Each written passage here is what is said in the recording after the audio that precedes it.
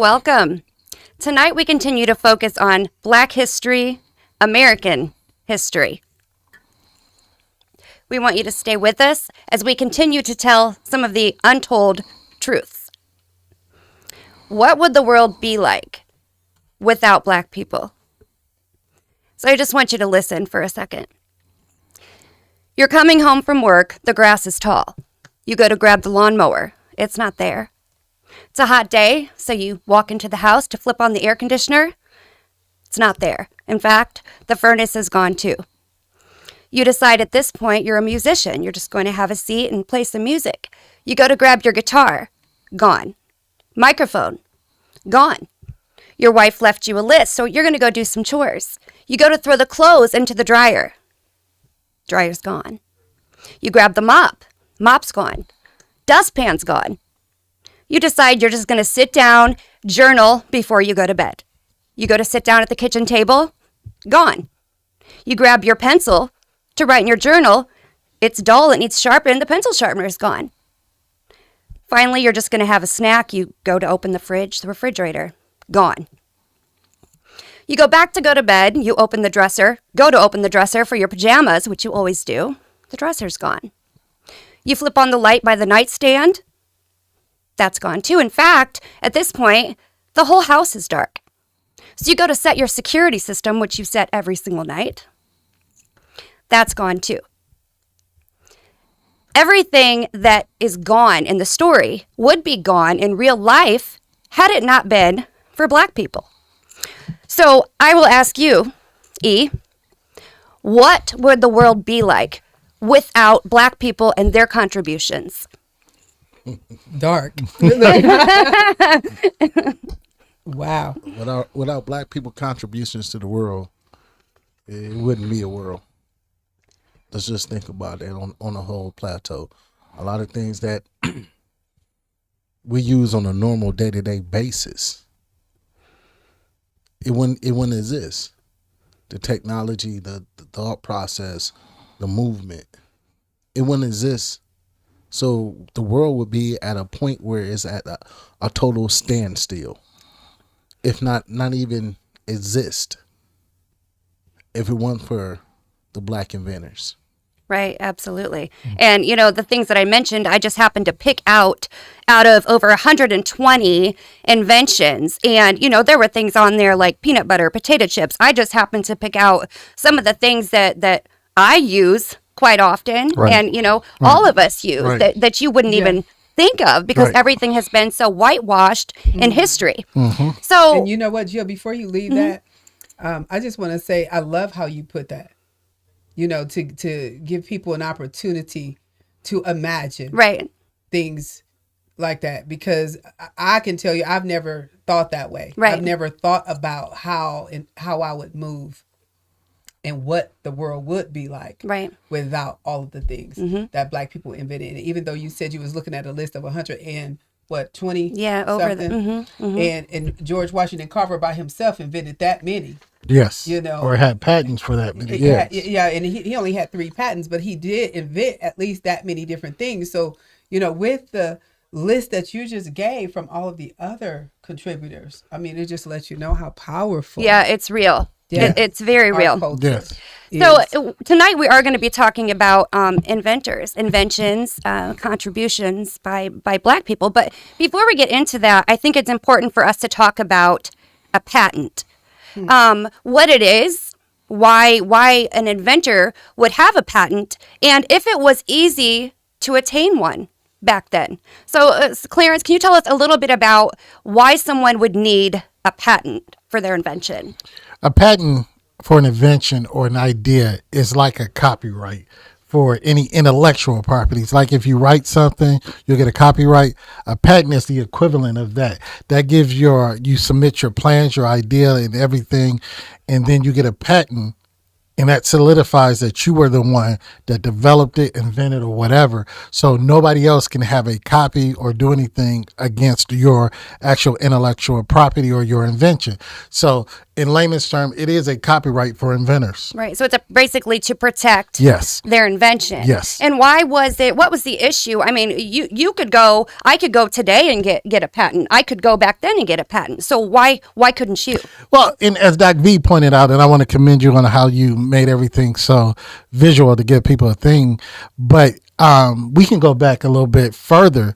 There were some patents during slavery and things that black inventors had that they can't now, they never were able to get the patent because they were not considered individuals at the time. They were considered property. So the owner of the property was the one that was able to get the patent. So the plantation or slave owner was the one to get the patent. And the most common one, if we think about it, it's a cotton gin. We wouldn't be wearing clothes had it not been for Eli Whitley, he was the one that was accredited for it, but it was a black man that actually invented the cotton gin. So, but his name was not mentioned because he could not get that patent. Couldn't get any credit for it. And I found that interesting. And just being honest, I had no idea. And we talk about history and taking history out of school, the Black history, etc. I have to admit, I'm 55. I don't know if it was ever really in school. To be honest with you. But, some of this stuff is so new to me and it's just overwhelming and exciting. Yes. Just to learn. But learning that the black slave could not have a patent. Mm-hmm. Because of the laws back then, right. They couldn't even take the patent oath. And so that white slave master would own everything, and or as he said, or that was stated, the fruits of the labor from that particular slave that they owned. Yeah. So they were entitled to anything that came in, whether it was from manual labor or intellectual labor. Right. Yeah. So just from their intelligence and thinking and being so creative, that master would benefit from that. You know how that brings in today's time. Think of the music industry. Yeah. I got one better, but I'm gonna let you go with that. Because if I sign to Dr. V's record company, you own my intellectual thoughts. Yeah. Yeah. Anything I put together or produce or write down, absolutely. You own that. And so the slaves were the same. It was the same. Yeah, you're right. But I got a present day example that this happened to a black man. We all were kids one time before, right? You ever have a super soaker? Yes. Yeah, I saw. Yeah. Yeah. Lonnie Johnson. He actually worked for, I believe it's Mattel, but the company he developed this. They first did not want it, so he developed it. He was an engineer, but then when it became popular, and then they didn't give him credit. They didn't even pay him. I think it was recently, maybe between the last 10 or 20 years, they just paid him and allow him to have the patent for the super soaker. They said that he was an employee for the company, so anything he developed, it belonged to the company. Well, and what's interesting too, knowing that this was in place, it was just another barrier that was put in place to keep black people from moving any further. But what I thought was amazing is it didn't stop them. And tonight we're only going to cover just a few inventors. Like I said, the untold truth of those that maybe you don't hear a lot about. So while we're on patents, we actually have the first black woman and the first black man to earn a patent. We have Martha Jones and Thomas Jennings that we're going to speak on a little bit. Martha Jones actually earned her patent in 1868. Thomas Jennings prior to that in 1824. So those were the first ones who earned a patent. Clarence, are you familiar with Martha Jones? Yes, Martha Jones. And again, food industry. She invented something that helped the food industry and other industry. She actually had a patent for a corn husker, which it shedded the corn, it split the corn, it took the corn from the cob, it did everything, got corn ready for market. Yes. And this was a black woman that invented this. So think about it. Grain that we feed our cows, ethanol that's made, these are byproducts of what her invention was. Huge. That's what I thought was amazing about her story is not only did she invent the sheller, yes, also called, but she also had other ideas of what to do with the husk Right. after they removed it. And so those things would have been, it could have been used for hay or straw, etc. And then the other one I thought was interesting, or to stuff a mattress. Right. And I'm thinking, I thought it would, I don't know, in my mind I'm thinking It would be crunchy and, or, yeah. I don't know, get rotten or Yeah. something. decay. Yeah, that's what I was thinking. But yeah, so that was kind of good old Martha. But before Martha, and we talked about Thomas, and I know you're going to get to him, and I only say that because he came before her. Yes. I just want to say before we get to him, there was other ladies that were given credit or recognized as the first African American woman inventor or to receive a patent. Yeah. And so you have to do a lot more digging to make sure you got your facts straight. Right. And so we went by dates of the patent. And right. So Martha Jones would have been the first woman, but then let's not fail to mention these other two ladies, Judy Reed and Sarah Good, or is it Goody? Because it's Goode. It's good. Yeah, good. And so these two ladies, I just want to recognize them too, because they were also listed as you do research as the first African American women to receive patents in the United States. And Thomas Jennings, what was he well known for other than receiving the first patent as a black man? He was the first George Jefferson. He sure was. I was going to say, we what do you mean by? We can move without him either. Yeah. No. You don't know who George Jefferson was? I do, but what do you mean by that? Dry cleaning, honey. Dry cleaning. He had he had a cleaning company back then, and so at the age of 20, he opened his cleaning company. But he actually developed the process of dry cleaning. Dry sculpting, they called it. Interesting. Yeah, so and that's where we get dry cleaning from. Okay. So all those fine fabrics that we don't put in the washer, we take the Peerless and all of them. There wouldn't be a Peerless. There wouldn't be a Sunshine. There wouldn't be a lot. It wouldn't be a lot of dry cleaners. It wouldn't be a lot of dry cleaners. Put that on the list. While we're talking about patents, this next gentleman actually had 26 patents. That's a lot. From going from not being able to even attain one to now this gentleman has 26. He was actually motivated for one of his patents, the pacemaker, from the loss of his mother. Most of his patents, in fact, all of them, I believe, came from electronic devices. So let's talk a little bit about Otis, if we know anything about Mr. Otis Boykin, other than the 26 patents. Clarence? Well, it's a lot that he's done, and it's an amazing that you see, like you say, they go from none to But this man, he was an engineer, and his greatest accomplishment is the pacemaker, and we can get into some more, but I want to focus on this because think about it. This is a life-saving mechanism. And when he developed it, like you say, he lost his mother. And he was working on something else at the time, but he decided to dedicate himself to develop the pacemaker. And he actually, developed it. And how many people that we know survive heart attacks that have a pacemaker, and things that now, I knew a gentleman that had one for a long time. And when I first knew it, I didn't know that a black man and these are things that, we don't know, but it helps save lives. Right, absolutely.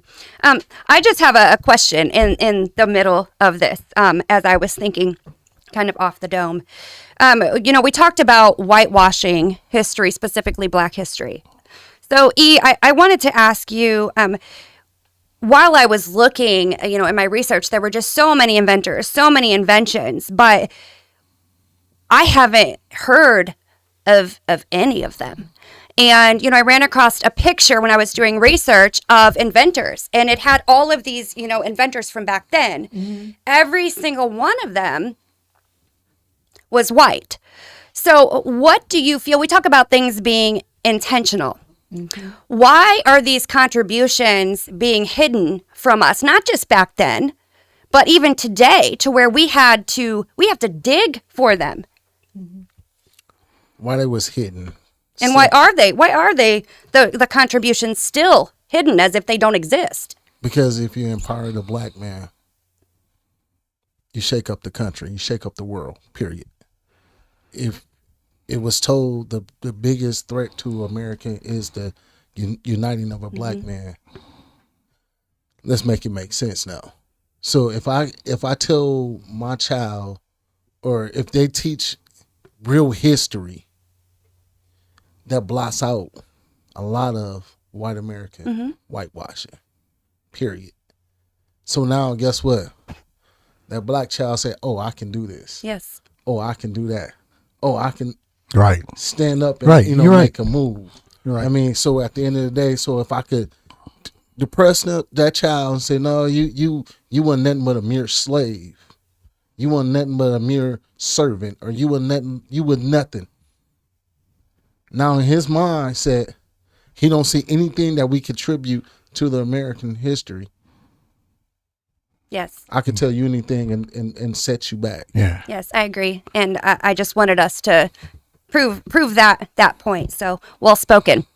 So this next gentleman, his inventions, one of his inventions, actually both of them, I think, were also born out of tragedy. There was a fire that broke out at a shirtwaist company, actually killing 146 people, garment workers. So this gentleman, Mr. Garrett Morgan, was actually a former garment worker himself. So what had happened is a lot of them passed away from smoke inhalation. So he put it in his mind that he wanted to develop something effective, and he did. He came up with the gas mask as one of his inventions. I do know that, he had something else that was important as well, and that's something that we use every day, which also came out of tragedy. In 1920s, he witnessed a horrible accident between a vehicle and actually a horse-drawn buggy or carriage, I believe. So when the stoplights were there, they were either red or green, so stop or go. There was no third, slow down, caution. So Clarence, tell us what he invented that we use every single day and what he did with the two stoplight. Well, he invented what we use every day, and I run every so often. It sounds like you run it all the time. I don't. I'm joking. But he invented the modern day stoplight. And what you were saying, Jill, yes, it was a stop go. There was no, because us, and y'all see people today, and some of us might be it, that we still don't pay attention to that yellow. That yellow means beat it before it get red, but that's not what it meant. That's a whole decision in the middle. That's not what it meant. But he felt the need, and he founded and developed the yellow light that would give people time to slow down, because cars were faster than the horses and the things that were on the road. So it was giving drivers of cars at the time a warning. Now it's time to start braking and slowing down, because you never know what's on the other side of that. Because if you're going to stop your vehicle now, if you're going full force, you're not going to stop on a dime. Right. You go through. So his thought was, if there was something that would have warned that driver that it's time to start slowing down, and you're not just going to stop real fast. So he developed the modern day stoplight and gave us the 3 stoplight system. Right. V, what do you think about, so this happened in 1920s? Were they doing patents at that time in the 1920s? Regardless if they were, what do you think motivated all these innovators, all these inventors, if they knew at a certain point in time that they were not going to get credit? In fact, they're, somebody that has enslaved them were actually going to get the credit. So what motivated them to still want to do things to make things better? Obviously, the pacemaker made things better. The stoplight made things better. The gas mask made things better. So without any credit or reciprocation, what do you think motivated them back then? Work smarter, not harder. Well, that's that too. But before you really elaborate on that, I just want to say in 1861, that's when the rights were extended to slaves to be able to obtain a patent. So unfortunately, it was like 5 years later after Jennings had passed away. Right. And things were, right. Because he was born free, he didn't have to deal with that. But I believe just having a beautiful mind, just having a creative mind. I mean, you have to say that Black people are very creative, And we'll get more into that, I believe, tomorrow night. Yes. But, when it comes to music and the different things that we just do to entertain people. And I believe that just, not having much, not owning much property or anything else, land, nothing that you could really call your own, but your thoughts and your imagination. No matter what's happening in the world and in your life, nobody can ever take your imagination from you and your creative thoughts. Amen. And so I believe that's where Amen. and why it continues. And before we move on to our next contributor, Garrett Morgan actually sold the Signal to GE for $40,000. So back then, which was a lot of money. Think about that. So I thought that was pretty amazing. So this next, I'm going to call them a couple because we're going to group them together. Almost everyone, I know I do. It's like a lifesaver, and it still doesn't help me. The GPS and the cell phone. So these two people actually, Gladys West invented the GPS, and correct me if I'm wrong, but she was 87 years old. It's something like that. When she was 87 years old when she invented the GPS and came up with that idea. And Henry Sampson actually had, contributions towards the cell phone. So think about what we would do without either one of those Who things. would babysit your kids if you didn't have a cell phone right now? I mean, really, look at everything it's replaced. Well, you got to think about it. Growing up, we didn't have cell phones. No, we didn't. We had a pager. Yeah. Yep. Then you had that. You had that corner Payphone. and you had a pocket full of quarters. Yeah. Can we still get a patient? Yeah, you can. Yeah, you really can. I would have killed for a cell phone at that age because, my mama used to always talk about, why you get that girl my number? She didn't ask for your number. She asked for my number. She didn't say, give me your mama number. She said, give me your number. Unfortunately, we live in the same house. But, I would have killed Technically, it was your mama number because she paid the bill. Yeah, but, yes. So technically, it was your mama number. You didn't have to look at it like that, E. Well, you said it. She paid the bill. She paid the bill, so that He didn't walk up to me. Can I get your mama number? No, she said, can I get your number? I you didn't have a number. I would kill for a cell phone at that time. Okay. Well, I knew the pager codes, by the way. I'm that old when you turn it upside down. So again, we could, sit here and name so many inventors and contributors, but we're just going to focus on a few. And honestly, again, I'm going to say that I hadn't heard of a single one of these inventors in any of my education prior to doing research. Mm-hmm. So our last, I'm going to call them a couple again, Dr. Charles Drew, who developed blood banks in World War II, trained surgeons. He was quite an amazing gentleman. And Daniel Hale Williams, who was actually the first African-American cardiologist who performed the first successful open heart surgery. That's a big deal. I mean, that is saving lives. Both of these gentlemen were and are saving lives every single day. Yeah. And Dr. Charles R. Drew, and we were talking about whitewashing history. And it's one of these things that now history is different than it was when we knew what it was. Now, officially at the time, they said that he died. He died in North Carolina. He died in a car accident in North Carolina. He went to a hospital that wasn't far from the accident, but he was refused service and a blood transfusion in which but now in history, they're saying that never happened, that those things were debunked. But, that was a truth that we've known for years, but now you look at history and it's saying, no, that didn't happen. Right. But this man, a procedure that he invented, that he developed, he was denied. That's crazy. But it's real. It's real. Well, not in history now, but it's real. It's still real history. Just because somebody want it out, don't make it real. I mean, I can punch you in the eye and I can say I didn't do it, but everybody seen me do it. Yes, true. You see what I'm saying? So we can't just say it's not in history anymore, but it's true facts.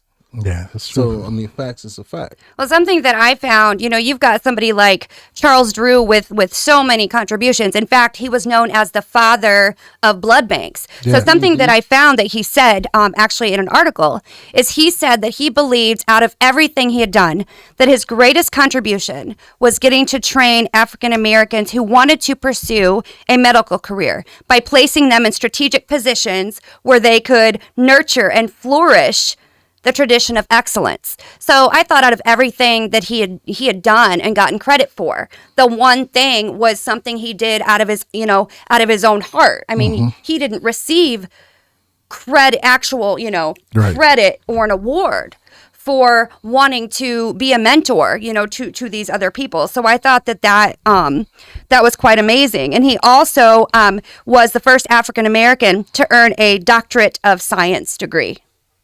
So just to you did some good research. He did. Look at you. Oh, me? Okay, yeah. Well, like I said, I had to because I did not learn. I mean, No. were any of you weren't familiar with most of these either? I mean, look at that, and I mean, we have a lot of education up here. Some things, but to dig deeper. Yes. One of the things I appreciate about what we're doing. Right. And so you do learn more. Right. But it would be amazing if we could learn this stuff in school, and if I'm But sure y'all why? children could have learned these things too. I wish we could. I mean, it's one thing that I found out, and I was looking up some things. Benjamin Montgomery, do you know he invented the propeller that could make ships come to low tide waters? That's crazy. That I didn't know. Yeah. What was his name? Benjamin Montgomery in 1819. He invented where a ship that could come to land that brings goods to low tide. Yeah. So it's just like, it's so many different things that we don't even know about that we could be celebrated about, but they don't want to celebrate it because, once again, if I show you what you are capable of, Right. now that just wipes everything else out. Correct. And I wanted to answer a question, and it's profound now, that you asked earlier on what gave them the ingenuity to keep doing this. I had a conversation one time. This guy, he was from Kentucky, and he was a Caucasian man. And he used the term "in-rigged." When you fix something. Yeah. And I told him, "You're giving us more credit than you think, because you're saying that black people are not going to sit around and wait for something to get fixed. They're going to find a way to make it fix and get it to moving. So why you other people sitting around waiting for something he told me he would never use that word again out of spite, because it's giving us credit. And that's where it was. It gave us the ingenuity. It gave us a thought. It gave us a drive to, like he said, we want to work smarter, not harder. Yeah. I don't want to shuck this corn by hand. Let me invent something that's going to shuck the corn. It's going to make it move. Right. Yeah, and that is a wonderful point. I know we talked about that before. So we have talked about several, I believe, 5 or 6 African American contributors, to history that really affect us today. Before we get out of here, we want you to join us tomorrow as we continue to discuss Black history, American history. Tomorrow we will discuss how slavery affected the Black culture. That's going to be a very good show. We're going to talk about a mental aspect, a health aspect, many of the pillars. Before we get to E to lead us out, I wanted to say it is Valentine's Day. And I have something that I would like to remind you. So God does not choose and pick who he loves or how he loves them. He fills our hearts with love so that we can love others through him. He uses us to love others. It is our job to love others. A heart full of love has no room for hate. Let us pave the way for a future in which we better celebrate how God uses men and women of all races, all backgrounds, and all genders to reflect his love for the world. And as we always say, always protect your mind. Please join us.